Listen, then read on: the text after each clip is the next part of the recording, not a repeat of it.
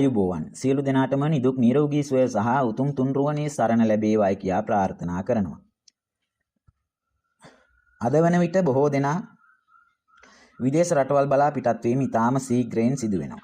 ඉතින් අද කතා කරන්නේ ජන්ම කේන්ද්‍රයේ විදේශගත වීමේ පිහිටීම් තියනවාද කියා දැනගෙන අතරමං නොවි විදේශගත වීම පිළිබඳව. ඉතින් ඊට මත්තෙන් ඔබට මතක් කිරීමක් තියෙනවා කරන්න. තවම channel එක subscribe කරලා නැත්නම් channel එක subscribe කරලා එකතු වෙන්න කියන මතක් කිරීමක් කරමින් අපි බලමු විදේශගත වීමට කේන්ද්‍රයේ කුමන ආකාරයට ග්‍රහ පිහිටීම් පිහිටිය යුතුදයි කියා.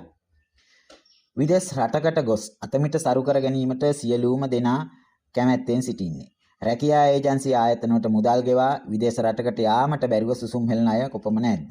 ඒ වගේම විදේශගත වී රටවල නිකරුණේ රස්තියාදු වී සිටින පිරිසුත් නැතුවම නෙවෙයි වගේ සමහරුන්ට ගියොත් නැවත පැමිණීමට නොහැකි වෙලා තියෙනවා. තවත් කොටසක් සිටිනවා Tamanගේ උපන් රටින් යාමට සිතක් පහළ නොවි සිටින අය. ඒ අය තමා වටා සිටින අයගේ ඇතිවෙන්නා වූ පීඩනයට මුහුණ දෙමින් සිටිනවා. මේ වගේ නොයෙකුත් ප්‍රශ්න ගැටලු ඇති වෙනවා. ඇත්තටම විදේශගත වීමේ පිහිටීම් නැතිනම් උපන් දේශයෙන් යාමට හතරවැන්නෙන් කතා කරන්නේ මව්බිම අම්මා තම නිවස ගැන. තම නිවස මව්බිම අතහර යෑමේ පිහිටීම් නැතිනම් තනිවීමේ හුදකලා වීමේ පිහිටීම් නැතිනම් යන්නට හැකියාවක් නොමැති බව සඳහන් කළ යුතු වෙනවා.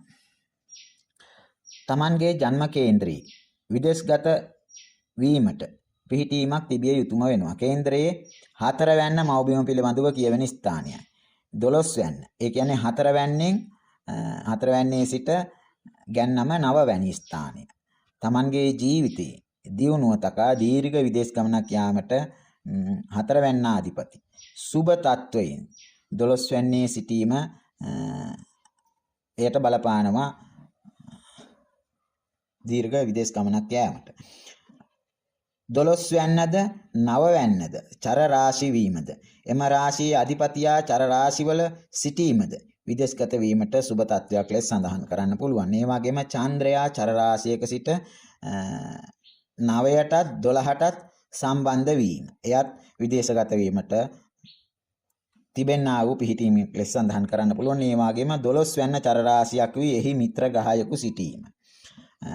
ඒ වගේම රාහු සංයෝගව කේන්ද්‍රයේ 11 වැන්නේ තිබීම. ලග්නය චර රාශියක් වී ලග්නාධිපතිය චර රාශියක තැන්පත්ව චර රාශියක සිටින ග්‍රහයෙකුගේ දෘෂ්ටියකට එම ලග්නාධිපතිය ලක්වීම.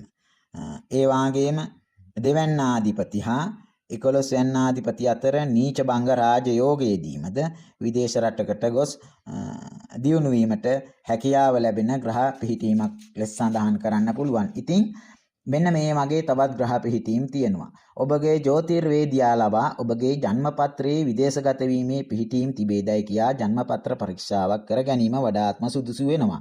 විදේශ රටකට යාමට සිතා සිටිනවා නම් කතරගම දෙවියන් උදෙසා බාර වී විදේශ රැකියාවට ගොස් නැවත පැමිණි පසුව කතරගම ගොස් බාරය ඔප්පු කිරීම සිදු කරන ලෙස බාර වී දෙවියන්ගෙන් ආශිර්වාදද ඇතිව තමාට විදේශගත වීමේ වරම් තියෙනවා නම් විදේශ රටකට ගොස් රැකියාවක් කර නැවත පැමිණීම වඩාත්ම සුදුසු බව සඳහන් කරමින්ම ඔබට නැවත මෙවැනි වැඩසටහන් ලබා ගැනීමට කැමති නම් channel එක subscribe කරලා තියාගන්න කියන මතක් කිරීමත් කරමින් නැවත හමු වන තුරු සියලු දෙනාටම යහපතක්ම වේවායි කියා ප්‍රාර්ථනා කරනවා.